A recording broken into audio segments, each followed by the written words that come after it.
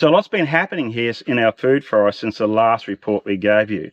The bananas are now absolutely flourishing, and the eucalyptus trees are up to 6 metres tall, some of them, and the cassava and the pigeon pea are really thriving as well, among other things. And judging by the general health of the plants, and I'm no expert, but I think the soil must be really improving every day, which is, thumbs up. So I gave Rob a call, and I introduced Rob to you in our last update, which was 12 months ago. And I said, would you mind coming out here and giving us a report, and maybe give us another list of jobs that we really need to attend to? I hope he's not too harsh.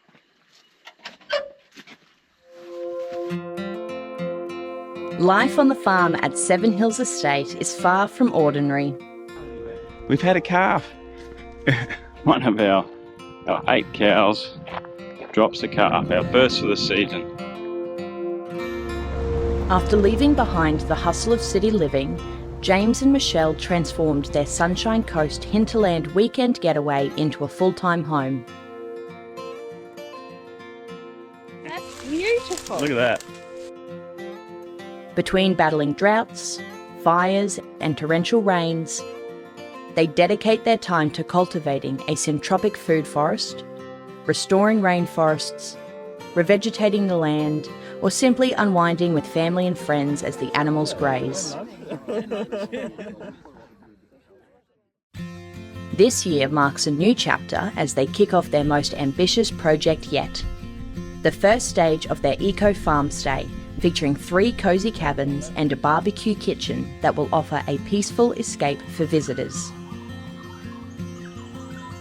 But challenges are never far behind. Look at that. Oh. Will unpredictable weather, local regulations or budget issues get in the way of their dream launch?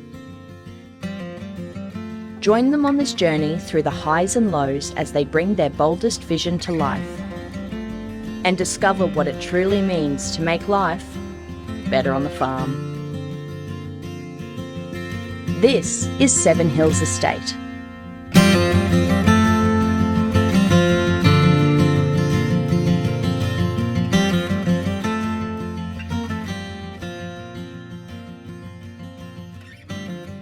For all the novices watching this, Rob is probably going to refer to strata layers within the food forest.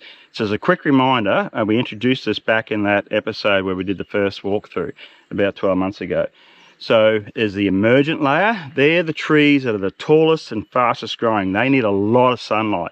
And then you have the high, medium, right down to the low strata level. And those low strata plants, these ones about this side, they can get by with about 20 minutes of direct sunlight every day.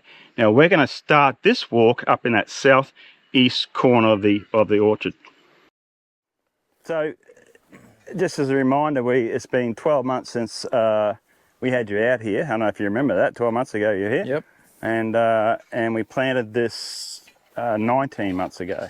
In very small, tube stock, some of the things, the contextual trees, in this case the custard apples, though this one would have been about that high 19 months ago, and we lost one in between. So you can look at our bananas, what a mess. We've got to separate those. Yeah. Like I say, when I come out of here, this is an extraordinary system. You have got good soil, which adds to that, but this is a really, really good, healthy looking system for the age of it, for the 18, 19 months. So I think a lot to do with it is you've had some wood mulch on there too. So we need more biomass on top of this now, don't we? Yeah, that's still very... That's the only thing I've noticed here is there hasn't been a lot of enough biomass put on this to keep it going. Yeah. One thing I'd be looking at is getting some more C4 grasses in the middle here, so you're not having to come and manually top these every year. Just till this gets into like its second, third year. Once it gets into its second and third year, you're going to get a lot of biomass off the ukes. Doing that, I always shift biomass if I've got too much down there. Always walk it to the end of your rows and get an even row of biomass, because you throw it on and it's this high, and then within 2 weeks it's down here, and if you haven't put it on right or to the right strength, it'll all just be patchy. That's the thing, like it's an art to put biomass on. Like most people just think, oh, you throw it on, but the way you place that, if you place it strategically, that will feed and self-feed and do what it's supposed to do. If you throw it on and leave gaps, we're allowing the sun to wick out the moisture in the bed. The biomass runs out and you've got these patchy bits. So you've got good trees, bad trees, you don't get a uniformity through it. I'll show you today on like how to put biomass down so it's the most productive. And and a lot of people will get agitated because I know how to cut a branch and put it on a bed, but there is a little bit of a knack to it to keep the bed running at its ultimate.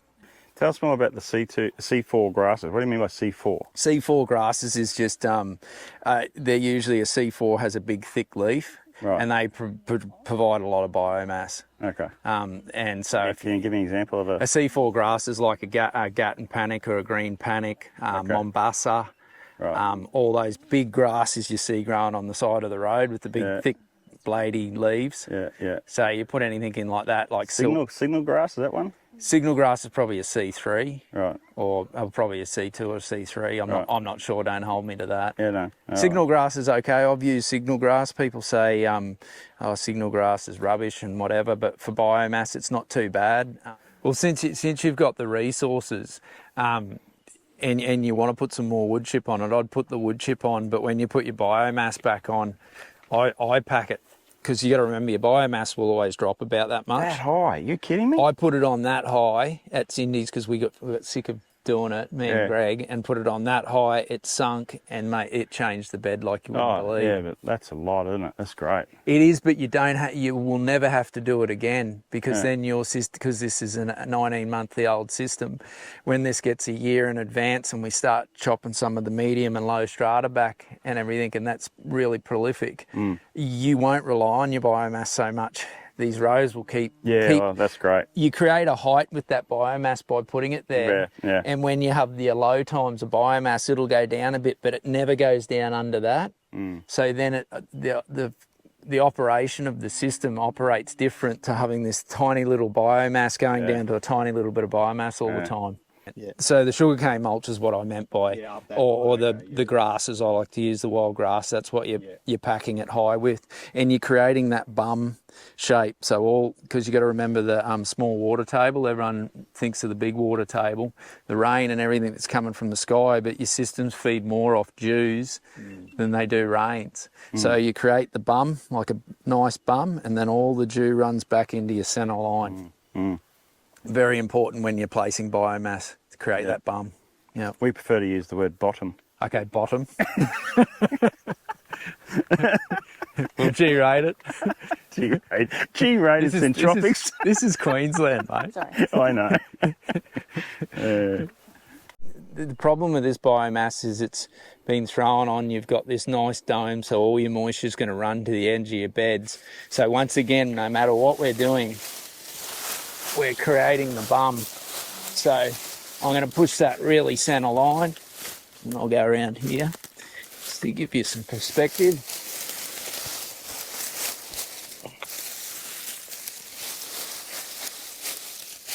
I'm creating that bum, but I'm keeping my centre line free so I can plant other stuff in here as the system changes with successional. Yeah, and you plant your comfrey out here. Yeah, and your comfrey I'd put right on the edge of the beds. That way, if you're coming along with a whippersnipper with a blade on it, you're not going to accidentally hit something that's crept out to here. The comfrey's way out here. Yep. And that way you can have a wider bed because the comfrey will cover all this and keep it covered. So yeah, we want to always keep the centre line free. So if we need to put some more pigeon peas in, we're seed bombing all the time as the system's moving into its different life cycles and succession. If you start throwing biomass everywhere, you've never got the centre line, so your seeds will never come up. Yeah. Right. So yeah, this is majorly important to really put your biomass down properly, and see that's a really good thickness too. So when all this dries out, it's going to be a concentrated mass there. It's not going to go really. There's not going to be massive gaps in it. Sure. And it breaks down really fast in places and not other places. I want to take this opportunity to thank you for watching, and we'd really appreciate reading your thoughts about the progress in the food forest and generally just the work around our farm. So please drop them in the comments below. And if you really like what you see, give us a thumbs up, subscribe today, and share it with someone you know. Thank you. So tell me what you're seeing with these ukes, and because here we have this is our mango row, and to me that's quite shaded. I'm assuming a mango is like a high emergent tree, not a... It is a high emergent tree, but you've got to look at your context as well as your succession. So at the moment, for the age of the system, this isn't actually an emergent. Not at the moment, no. No, so Yeah, it's not in an emergent cycle. No, you know what I okay, mean? right. So at the moment, this is filling in. The root system's getting bigger. Your eucalypts are all the emergents of this system. Yeah. So this is acting as a medium strata, which is perfect because at the moment it doesn't need all that sun to fruit. It just needs its environment so it can expand. Yeah. You know what I mean? And the fruit trees are going to do a lot better when the ukes are cut and woody matter's added here, because then you're going to get the mineral that the fruit needs to fill out. Right. Yeah. So you see the two ukes, the uke either side of that. Should we be cutting that down now, this time of year, down to, just over head height? Well, you can see that we've trimmed all the lower branches. All the lower No, branches. what you've done there, just by skirting it and taking the lower branches off to allow the light actually into this tree, when that was skirting out, it's covering your cassavas and everything, which is your biomass. So you open them up, but these trees won't need to be cut probably for another couple of years. Seriously? Yeah. Jeez. Yeah. Depending on how fast they go, probably the way things are growing here and looking at some of your big ones here, Yeah. you might have to do them after another season, full season, right. So a year and a half. Yeah. Right. Yeah. So what I'd do with the ukes is I'd at least let them. I like to get. Depends how they fill out too. Like if they're big and massive, bushy, and they're not too high, yeah, I'll cut them at 5 or 6 meters. But if they're sort of lanky like this and starting to fill out, So like this one here, it's quite big. Should I be cutting more off the sides of that one? no, that's doing exactly what it needs to do. Yeah, you could probably take, if you want to let some more light in, if you've got a fruit tree on the left, I'd probably just take that side off. Yeah. The idea when they get going is to leave a big tuft on them about 2 to 3 meters down. If you can, I like to a minimum a nice 2 meter tuft on it up the top, so it's creating that dapple shade. We were trying to make sure that it wasn't touching like the fruit tree, so we were trying to cut as much off sort of the sides as we could to let that light through for winter and stuff too. Yeah. But yeah, trying not to touch the tops, but trying to cut the sides. Hey, tell us about the silky oak. At what point do we treat that the same way as a uke, or let that go up? Same way as a uke. I like to stagger my silky oaks and ukes because when you go through and cut all the ukes, and especially the hot summers up here in Queensland, then all of a sudden your bed is so exposed. But if you're going a silky oak every second one, these are a little bit slower. So I might say they were 7 meters high. I'll cut the ukes, and these will come probably a year later. Okay. Yep. So then the ukes have reshot, they're creating the dappled shade, and then you've got another tree for biomass the following year. Okay. Yeah, for your woody matter. What I notice about this bed is there's no right or wrong. There's working with your context, I believe. There is some really wrong things to do and some really right things to do. To me, we've done some really wrong things. yeah, actually, you've done pretty well. Like this has taught me a lot of stuff, especially about the fruit trees. We usually pack our systems a little bit more dense than this, Tighter, yeah. And this is what I'd suggest to do here. But saying that, because there has been space, all the fruit trees here are really filled out into nice round trees. They're not tall and skinny, right. Where a lot of the systems where we pack it out too much, they're tall and skinny. Fighting for well, life. they're good. They do their thing, but they don't sort of fill out like this till their third year. Yeah. Going in out of their second and third year. The only thing that I'd do here is get more low strata plants. There's not enough low strata plants through here for your cut and drop. Right. Because it's a home system. And working with this, I'd put the comfrey down the side because it gives you a massive amount of biomass, and it will root really deep and bring that mineral up for the fruit trees. It's just a process. It doesn't all need to go in at the start. That's an old way of thinking with Syntropics, is you put everything in. You need to work with your fertility in your ground. So if you've got to grow pigeon pea for the first year and a half and cut and drop that with some castor oil or some cassava, that's what you do, because it will create the environments for the fruit trees.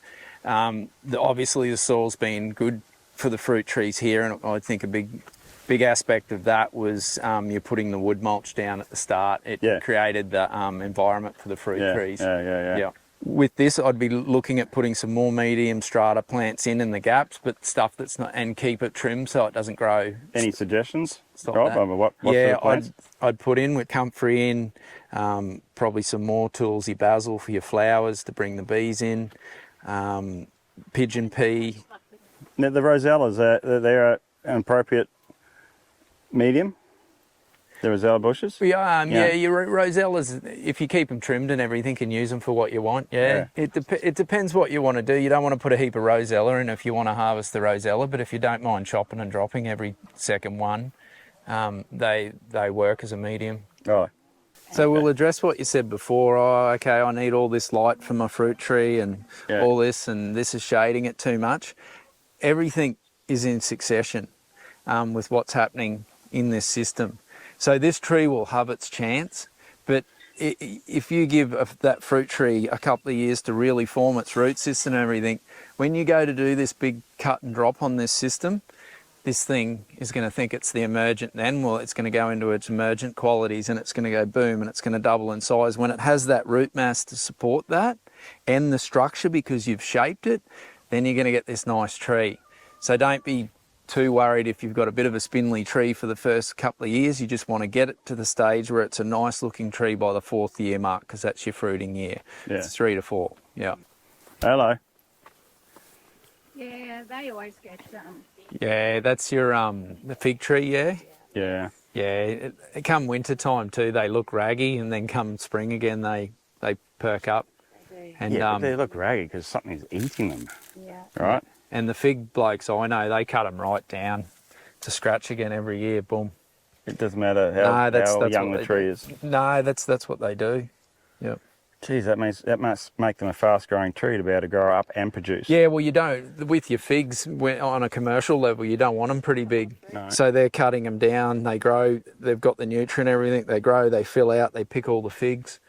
They cut them back pretty hard every year. So when you're saying hard, you are seriously this low? Yeah. Oh, wow. Yeah. We got fruit on there, so we wouldn't cut it now. Yeah, Oh, that's yeah. it. Yeah. There was actually a nice purple one here the other day, but a bird had put a big hole in it. Yeah. Oh, that's a beauty. It's one of my favourite plants. Is it? Yeah, I love jackfruit. You know, Really? in Thailand, I just eat coconuts and jackfruit every day. That's why you're shaped like this, mate. You should be shaped like me. You should get in and Give me some of your beef. Give me some of your that's what beef, it is, mate. it's beef. I'll catch up to you. I have no problem with that. I'll catch up. Yeah. Loving that. And the good thing about this... You know what? I don't think I've ever eaten a jackfruit. No, I know I haven't. I have not eaten a jackfruit. There's two types... Well, there's probably more than 2 types of jackfruits, but there's a soft one and a hard one. Yeah. The soft one's a little bit sweeter, but I like the hard one because you get the texture and everything. No, they're like got a big seed in them like this. They look a bit like these, except for you open them up, they're a big fruit, and you take the thing off, and it's like all these little, I suppose, pods, like these pods. No, they're like these pods. Seeds like, and then like you a custard squeeze, apple has multiple in them? Like no, one big seed. Just one seed? Yeah, and you squeeze the seed out, and then you eat the fruit. Yeah. I said, pronounce that. Jaboticaba. Yeah, that's what I thought. Yeah. Yeah. Yeah. See, these trees are good. Once that Jaboticaba gets big, it'll turn into more of an emergent. So that Jaboticaba can actually replace that in the future. Yeah. And you can keep that tall. You'll still get your fruit from it, but then you can put another fruit tree underneath it. I went to a garage sale down in Caboolture once, and this old fellow was moving out, and he had a bunch of these trees. And he was showing me, it's amazing, all the fruit, for the viewers who haven't seen it, all the fruit gathers on the trunk, right? Yeah. And the branches of the tree. Yeah. Just something weird. He's telling me they're great to eat. A royal crimson. Okay. Maybe one of our viewers knows something about it. They can give us some I'll go back comments. and find a cherry grower. And, have the conversation. But to me, I feel this needs to have a harsh cut back. I'll say so too, just based on what I know about other trees. Yeah, is give it a harsh cut back at the right time of its cycle. Yeah. On a chop and drop. Yeah. And it'll come back. Pineapples bring a fungal network into your systems that other plants don't. So they bring something of their own signature, which all plants do, but they have a really big signature. And what I just learnt recently when we were planting pineapples out in the inner rows of the Syntropics is they had pigeon pea and castor oil like this. So cut the pigeon pea and castor oil that's been there for over a year, that's massive like trees. That creates the biomass for the pineapple, but cut them down to there.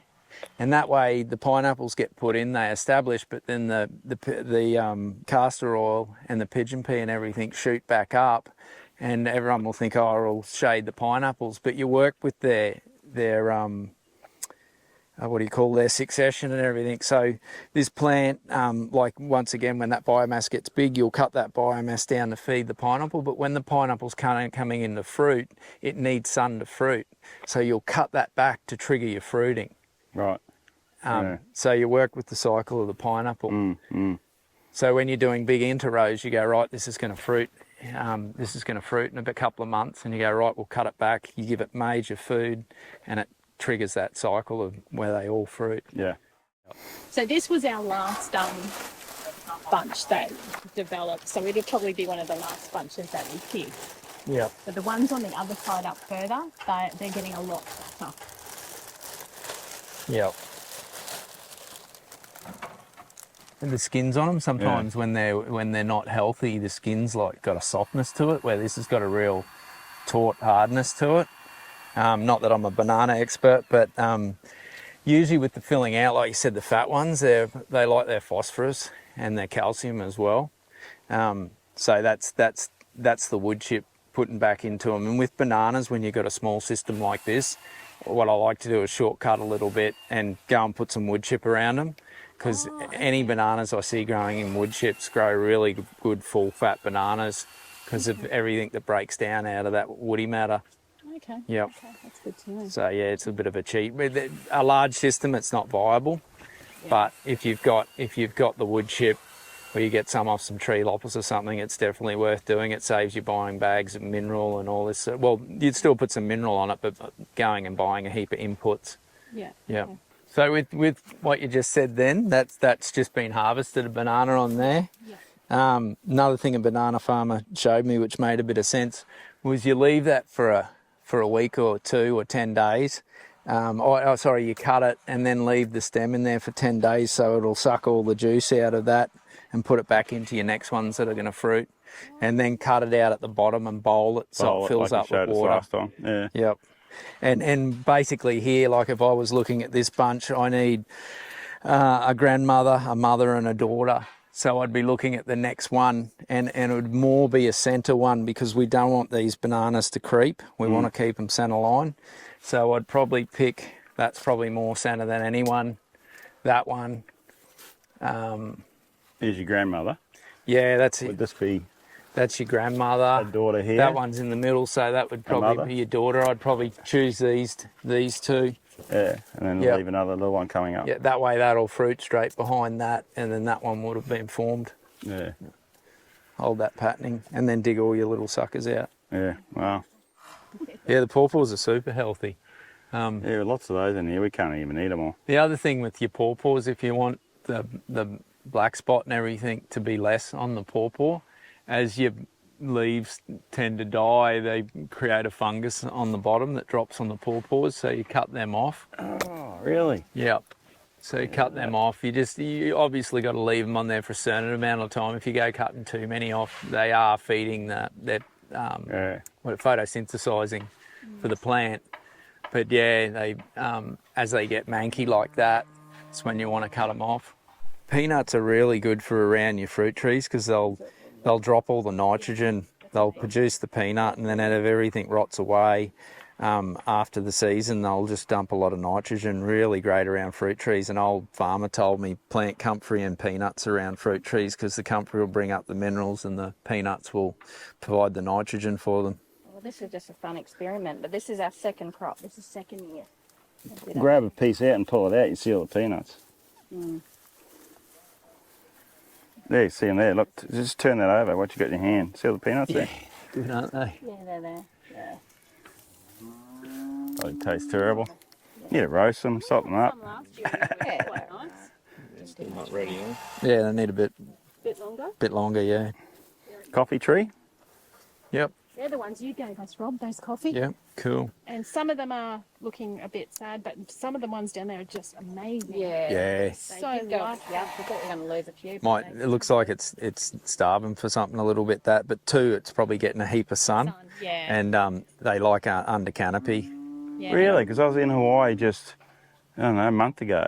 Yeah. And they're just seeing rows and rows out in the midday sun. It's a monocrop of coffee. Yeah, but they feed them right so they can handle that. But originally these are like an under canopy low strata plant. Yeah, right. Yeah, yep. I've had them nearly completely covered and they're bushes like this, and they're getting hardly any light. I think if you're going to put them full sun and everything, you've got to make sure they've got the nutrient and everything to cope with that. Yeah. Is that a coffee? See, there's your coffee in dappled shade. See, Yeah. it's not getting that full sun and it's loving it. Pure rainforest plant. So anything you tell us about these? Well, we might have a look at a few more of them and tell us what you suggest for pruning those. And when, you know. Like I said, I'm not an expert with pruning macas, but what I tend to do is just You see we cut that one out here. yeah. Cut it back here, so and that's why it's branching. Yeah, so really you want that to happen down here, Okay. because when that branches, you're going to be picking not that it really matters, because most of the time you pick macas is when they fall to the ground anyway. Yeah. So it just depends on how big you want to grow your tree, but see what you've done. See, now it's going to grow a nice little bulb in uniform because you've got all these branches compared to just a couple of leaders down there. Yeah. So I think from what I've seen in my research I'm doing now is get the tree when it's younger and maybe tip it or We didn't do that, but I think we didn't prune anything for about 12 months, did we? yeah. You know, and some of them shot so high. Was this the one that just went straight up? Yeah. And we had a long leader. Would have been another metre or two. Yeah. Well, not two, but another metre higher than that. Yeah. And So with this, you could even cut it. I'd probably cut it back down here, because you've got all this here, all this growth starting here, and then if that shoots out and does the same thing, you've got that nice trifecta for the tree to start filling out.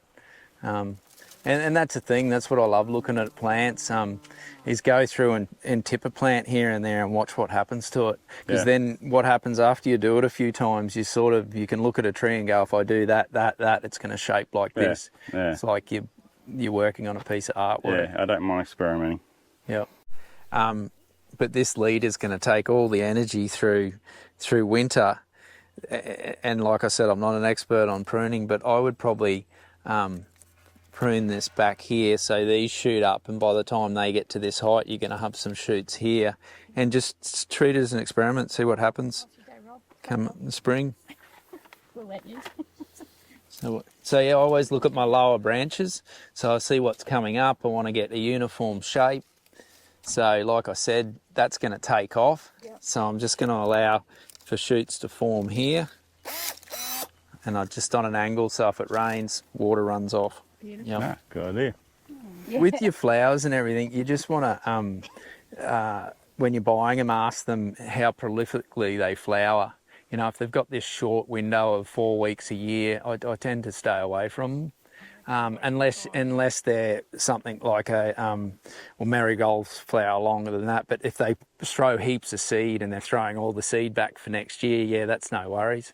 But yeah, find something that flowers for a decent period of time. Yeah, well, I like sugarcane in a system, but probably not to the side. But nothing's wrong or right if it's working for you for your for your context. I think you can sort of put it where you want.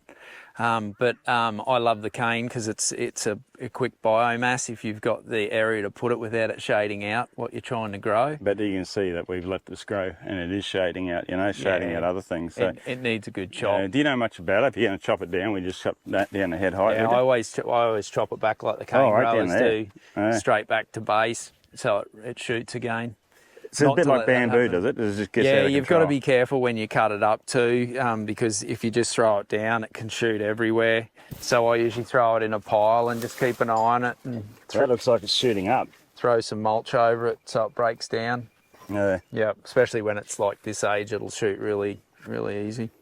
Yep. And you were saying before we could probably even use it as a chop it up for our guests. Yeah, well, working on your context here with your farm and everything that you're doing and going to do farm stays and stuff like that, I'd definitely put some sugarcane in, invest in a little sugarcane juicing machine, and then you're juicing it, and then it's actually adding to your context. And that's a wrap for part 1 of the Syntropic Food Forest update. And stay tuned for part 2 coming soon, where we start working on this list of jobs that Rob identified for us. And I'll also take you for a quick walk through one of Australia's most beautiful syntropic gardens, which is just down in the northern rivers of New South Wales, about 3 hours drive of here. It was well worth the drive though, because it was good to see a comparison of other food forests much like this one, and to see how they go about growing food for their context. See you then. Let's get into it.